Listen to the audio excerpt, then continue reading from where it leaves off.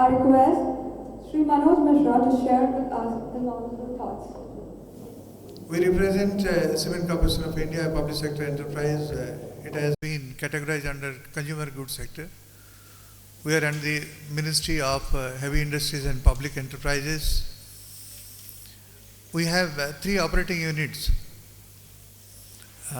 One mineral plant, Tandoor plant in Telangana state, second plant in Himachal, and third plant in Assam. I took over as CMD of this organization in October 2014, and during my tenure the company has been doing well. The company production profitability has been the 5-year high. But considering the methodology of the program, I like to say a few words.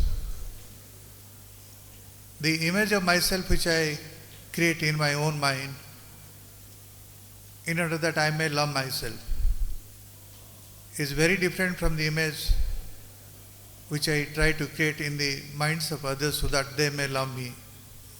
Somewhere along the line, I like to integrate it between you and me in the process of giving and receiving feedback. So this is one of the essence for doing well in our life. Thank you, everybody. Thank you, sir. Now I would request our chief guest, sir, Sri Pradeep Mittal, to share with us his valuable knowledge and wisdom. Respected people on the dais, and good morning, friends. And as the director said, today is a Vasant Panchami, a day of wisdom, day of thing. I think I already got some wisdom from your director today, and I'm very happy to be here, to be part of you. And I'll try to share some of my experiences. And let me just give my background very quickly, and I hope you'll have questions to ask. And anybody who want to ask questions sitting in the back or in the middle, please come in the forward so you can ask the questions over here, and I'll try to answer them and all like. So I did my engineering from Kakinada. I'm based out of Rajahmundry, and I did studied in Bangalore for a couple of years. I worked in IBM in USA for 10-12 years. I started my venture, as they mentioned, Magna and Footech in mid-90s in USA, and I moved back to India in 99. So Professor Director was right that actually the India is more prospering. So I had the best of 10 years in USA when USA was growing, and I had my best of last 15 years in India when India is still growing and I think continue to grow. And I started a company, Magna and Footech. We sold the company in 2013, and I have been part of Thai organization, which you see right there. I am part of Hyderabad Angels. Right now I'm the chairman of Hyderabad Angels. I have made around 10 to 11 investments in startup, and I must have mentored around 160, 170 people in the last 7 years. So whatever way I can answer your queries, and investments are across the industry, not in particular area, from green technology to education to travel, adventure, and to finance and all like. So I just made some few slides very quickly. I'd like to go through that, and then I would like to have an interactive session with all of you. Okay? So basically, we all want to do startup. How many people want to do startup here? Around 50%.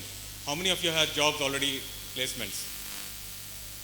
So how many doesn't want to take the job placement and go for a startup? Oh, only few now. Okay. What is the biggest reason for that? Why do you want to do startup? You have a good idea? You think it's a fad? It's just government is pushing it?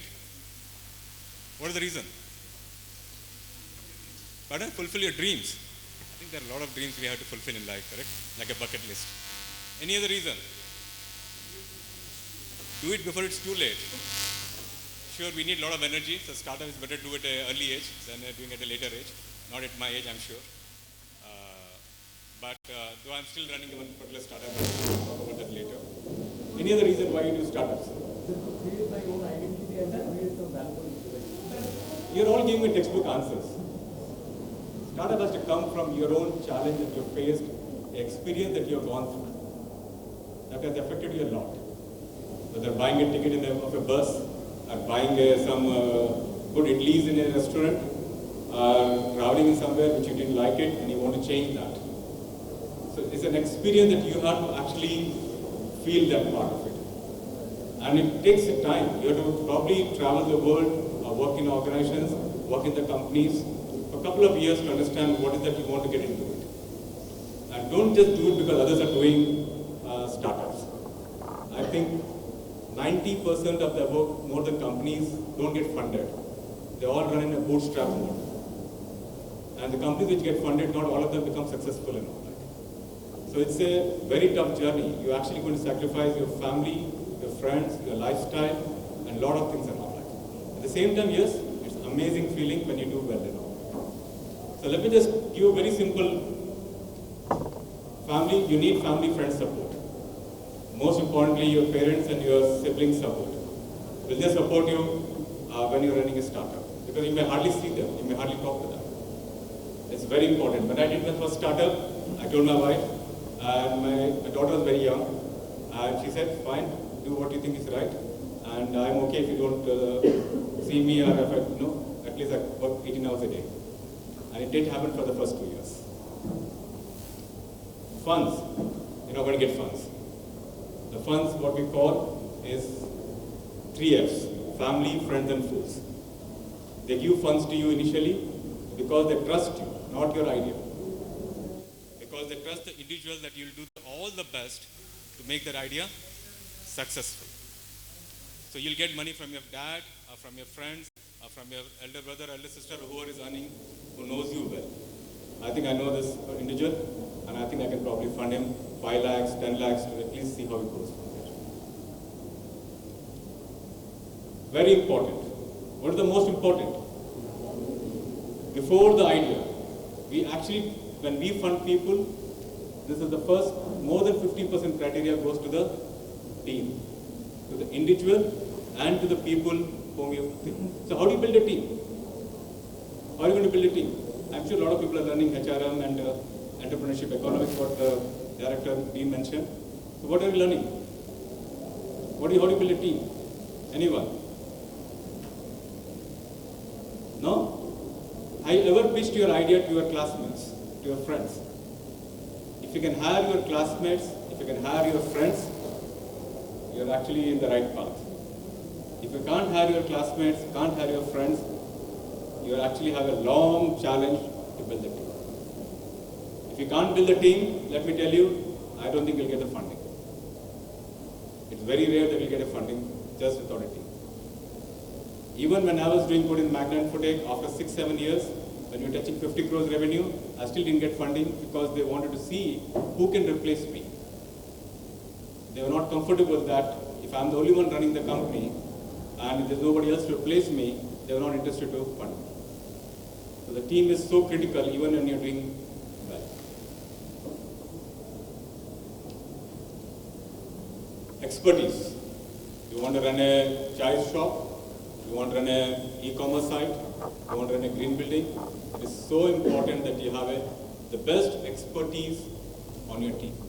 If you can't afford him or her, you get as an advisor. Get them as a mentor. Get them as a part of your team and very important. If you don't have that, don't even try to get into that aspect. It's so important. People say, no, I think I understand the technology. Don't do that. Even in my current company, Boost Technology, I have a very senior person from Microsoft, 2 people guiding me on technology. So I'm a technologist myself. But sometimes they keep changing so fast.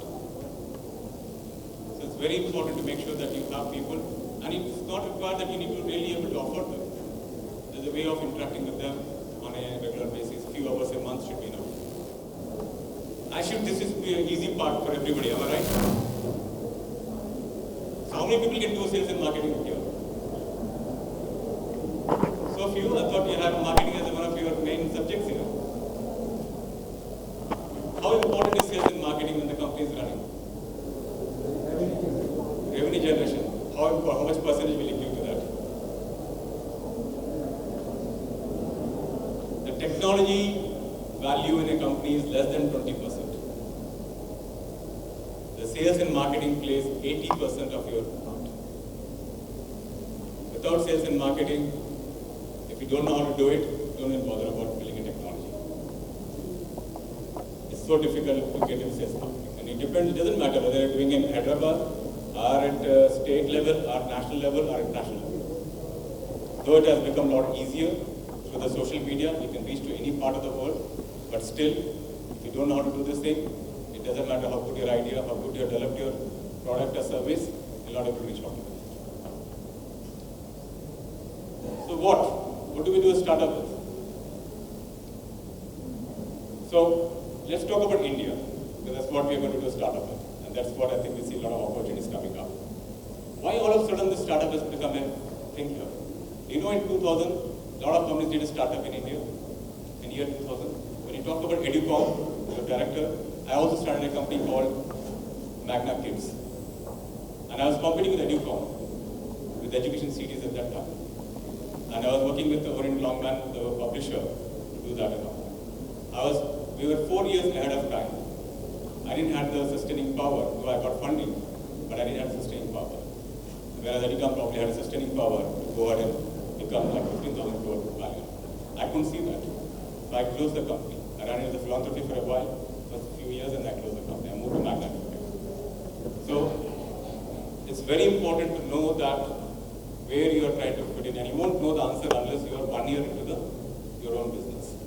So India has got a lot of old economy, a lot of them, like what I'm sure Mr. who just came from cement, he can talk about how much technology they can actually go into the industries today.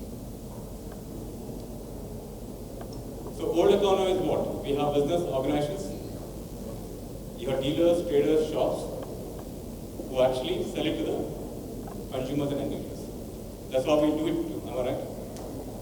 If you go and take anything, you have someone in middle to give this whole product. So India was actually still, the middle part is very unorganized. The middle part is phenomenally unorganized in India today. If you go to the Western world, this part is very organized. They can tell you how much white papers are sold in the country, how many people are drinking milk, how many people are having orange juices, how many eggs are getting consumed. They have complete data almost to the 1% of accuracy. In India, we don't have the data, maybe 10-15% will be error of margins. And it makes a huge difference. Fortunately for us, the government is doing an amazing job in bringing this data, correct data to us, by Aadhaar card, by PAN card, and now I think they are talking about national payment system, where you can pay a lot of your utility bills online in one platform, payment systems. You will get a lot of live data and correct data slowly coming up. This is a great opportunity for startups to actually log on and start something different. So in this old economy, so what we are doing in the new economy, the startup that's coming up, I'm only targeting one part of the startup. There are, you can do multiple millions of startups. So same thing, we're changing the whole traders to the technology platform. What you see today, Uber, Ola, Flipkart, they just removed the traders. You see probably in Delhi, in northern India, they're all going on strike, they're fighting with the government, don't allow e-commerce site because it's taking away their percentages, their business, their aspect and all that. This part is going to happen in every aspect of our business. Today, what is this called? In a very simple one word, it's called behavioral change. It's a behavioral change. Why Flipkart is funded so much money? Because it's pushing to change the behavior of the consumers, not to buy from the shops, buy from the internet. It's like I'm pushing my wife to buy the vegetables from the big basket, and so far I've only succeeded in doing it 4 times in the last 1 year. But I'm still pushing her to start buying the vegetables from the big basket, because it just becomes more easier to deal with the whole scenario. Amazon was losing money for the first 10 to 15 years in USA before they start making money. So it takes a long time to change the behavior. Ola cabs, how many people will really go and take Ola cabs or Uber cabs? Because look at that thing, how efficient it has become for the consumers and for the car owner. There's no middleman. He just pays for the technology platform small percentage. Anybody who has a car owner can now ferry a passenger without calling anybody. My friend in USA who retired, or almost retired from the thing, he has a private car. Whenever he wants to make some money or to be busy, he just puts his Uber on. Whenever he doesn't want, he just puts the button off. So it's just like amazing thing that you can do with this technology platform. And that's where you reach out to consumers. So basically, a product that is built by a manufacturer can now reach the consumers directly. Dell has mastered the technology of building a computer customized to each consumer. I was watching a car manufacturing line in Turkey, where every car in that line was different. So they are actually getting into the thing that they can actually make a car for each individual and ship it to that person. Tata Housing has moved some of their apartments selling to the online. Imagine that, can you buy a house online? So maybe I'm sure in 10, 15 years it will become more and more market. But there's a huge value. That's why you see housing.com, Magic Bricks and all getting high valuations. What are the examples? I just talked about all the examples. You're all aware of the examples. Furniture. One of my friends is also running a furniture custom furniture in Hyderabad. So the whole furniture, where you have unorganized carpenters, unorganized everything, is now become very, very organized. So why startup? Someone's talked about dreams come true. For me, startup was, I somehow not good as an employee. I can't report to a boss. I'm good as a worker. I can do my job very well. But I don't really want to be answerable to anyone. So I never actually worked for a long time. Always was a contractor in USA. And in the very early age, when I was earning the highest money, I just quit my job right there in 97. So you want to be independent, but it takes a while to be there. Because you have to have family friend support, you have to have the funds, and you have to have some idea to get to that aspect. You have to be innovative. Innovative doesn't mean that a brand new idea. You're not about it. Just innovative existing process, make it better, make it more efficient. And unfortunately or fortunately, India has got massive amount of inefficiencies. There's a startup who came to us, was actually building a startup based on street lights in villages. And these were all KPMG consultants. The two guys left the job and were actually already planned to put 2,500 street lights in Maharashtra, somewhere around 10-15 villages. Unfortunately, there was an issue with the agreements, we couldn't fund that. There is another startup which came, which is talking about container depots, how to stack container depots near the ports. Remember, all the goods in and out are gone in the 40 feet containers, and they are stacked in the ports up to 5 levels. Now it's very important to find out how to take out a container and how to put the container where. There's a technology someone built and was actually implementing that so that the time was reduced to 1 hour from 24 hours to find a container and take it out. How efficient can it be? There is a massive amount of requirement today. You go to Reliance shop, how they place their what products at the cashier line, where do you have to place the products is all done with massive amount of analytics. Walmart actually watches how many people spend in each aisle what they're looking at. Everything is getting analyzed because they want to make sure that they have become very, very efficient to see what products to buy, what to keep, and what people are buying. Something different to it, and there's enough thing to do different. I'll give you an example. I just got a problem to solve. How do I count people in the auditorium? Can you count the people in the auditorium? Number of heads? Oh, no manual. Pure technology and very cheap technology. Don't tell me put sensors, put this IR, put this thing. How do you count people in an auditorium? If I can do that, I think I have a really good business idea. So the amount of opportunity that's sitting out there is very high. The pilferage in the stores today in India is more than 5%. There is so much of requirement of security to stop the pilferage of the clothes or other products in the stores, or by the store employees sometimes. Current company is not changing fast enough. What happens when a company becomes big, around a couple of hundred crores turnover? they are happy with their growth, they are happy with their services. Now, if they get an idea, they said, no, we don't want to change. Because a very big thing for them to change, because the whole culture of the whole company has to get changed. It's not easy for them. Even if you look at IBM, or Infosys, or Wipro, they keep buying other companies. Why they keep buying other companies? Because they can't change that overnight. It's not that they can't develop that. It's better for them to buy another company and then build up that particular line of business. So that's an opportunity for a startup. So that's where if you work in some place for some time, you get an idea, and then you just probably go ahead and do a startup. So these are the very simple points, very clear points. I hope it is useful. If you have any questions, I can answer that. Anybody has any questions? I don't want to come between you and mentorship now, and the lunch for that. Any questions? Fine, then thanks a lot, everybody. Thank you. Thank you, sir. Thank you for making the session so interesting and interactive. Thank you. The idea that we had, we told you we are trying to graduate to a next level. The idea was that we wanted an idea be there, we wanted something like mentoring being there, and we also wanted something that's actually practically happened here. Forgot to mention earlier that Palle Surujana is one of the organizations in Hyderabad, and they are all into innovations. They innovate things, the rural people innovate things and become entrepreneurs themselves. So we have a Palle Surujana exhibition that is near our food court. You can, over a period of time, the whole day they are here, so you can go and see that.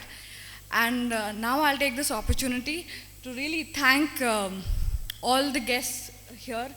I would request, as a memento of, as a token of love, gratitude and IP's warmth, I would request our Dean Sir, Professor S.S. Murthy, to give a memento and token of love to Sri Divya Garu. Thank you so much for coming here, madam. I would also request Murthy sir once again to give a memento to Pradeep Mittal ji.